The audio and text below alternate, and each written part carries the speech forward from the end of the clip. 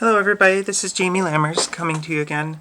I am a gender therapist, gender specialist, and transgender individual. I'm here to talk about transgender related topics. Today I wanted to talk to you about the different ways that we tend to transition or affirm ourselves as transgender individuals. A lot of people like to focus on the idea of medical transitioning, which is of course things like surgeries and hormone replacement therapy and things like that. But there's actually other areas, and I think the other areas are more important than the medical ones in my idea. I actually tell people there are four main categories. There's of course other things on top of that, but there's four main categories that are used in order to help someone become more affirmed through transitioning, and that is social transitioning, personal transitioning, legal transitioning, and medical transitioning. Medical, of course, we already talked about, so let's go to the other ones. The other ones are legal transitioning, which is actually what we're doing when we're doing a legal name change or making modifications to documents and things like that. It is trying to make it so that our record within the world is actually appropriate for our gender. And then there's the social transitioning. This is very important because this is the place where the rest of the world becomes so important on affirming us.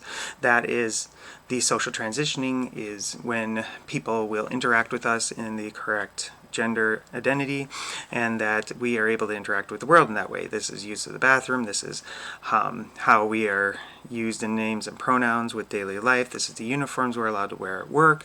This is the places that we're allowed to go and the social groups we're allowed to be in. It is very important because we can't control that one pretty much, not much at all. This requires society to actually be affirming us rather than us affirming us. And so this one is, I think, the most important one. But then there's also the personal transitioning. Personal transitioning is changing of the hair, changing of the accessories such as makeup or jewelry, clothing, things like that.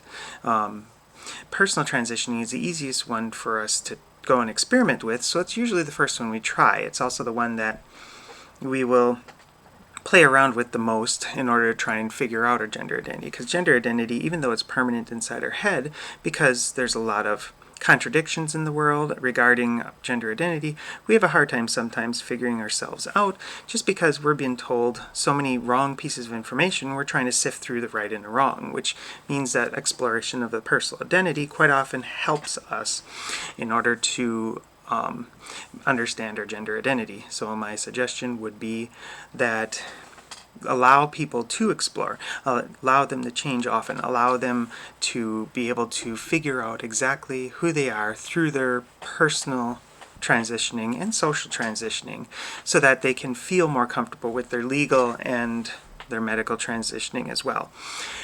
Again, anybody who has any questions, please go ahead and leave a comment, and I would be more than happy to answer it in future sessions. Anybody who wants to get a hold of me, I am on Psychology Today. Just look up Jaime Lammers in Psychology Today. I'm in Wisconsin. So if you just look up my last name, Lammers, you should be able to find me in the Psychology Today website. Thank you very much. Have a good day.